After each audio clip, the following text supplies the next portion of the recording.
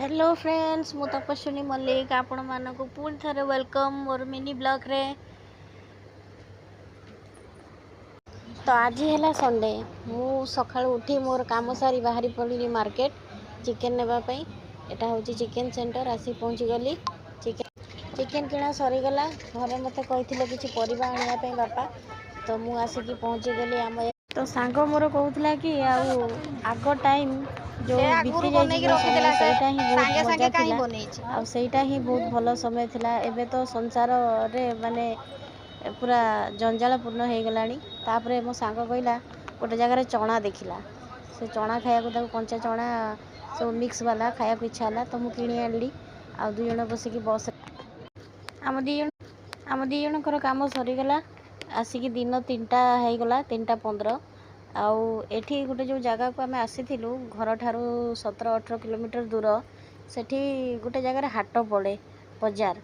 तो राउरकेला किसी दूर रे कुत्रा गोटे जगह अच्छी सेठी परिवा दुकान पड़े। तो आम से हाट भितर पशिलु हेले मो सांग कहला कि बाहर को कड़े जाइथिबा गुपचुप खाइबानी सेटा केमिति होबो सांग माने। तो गुपचुप देखिकी तो पाटिरू लाल बाहरिला आम चलू गुपचुप खाइबापी।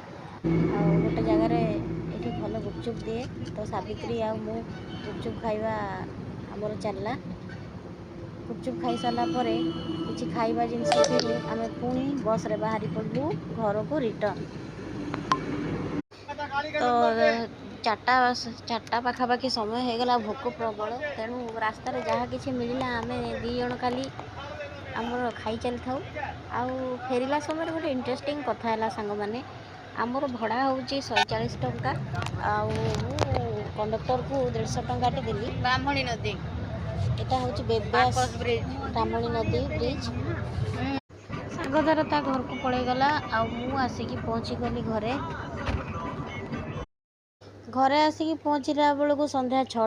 तापर फ्रेश होइकी बाहरी पड़िलु आमे लक्ष्मी पूजा मेला बुलिबाको।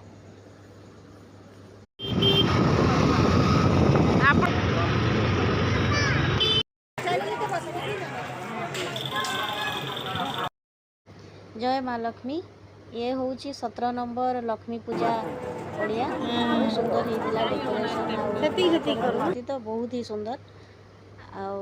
ये हूँ मोर भौणी आज ड्यूटी रू पलि आसला जल्दी आउ संडे जेहेतु तो कहला बुली पूजा बुली जीवा। तो बाहरी थिलु पूजा बुली सांग माने पूजा बुलिलु आउ बुली सारी घर को फेरिलु। घर केमिति लागिला मो mini blog please like share comment thank you.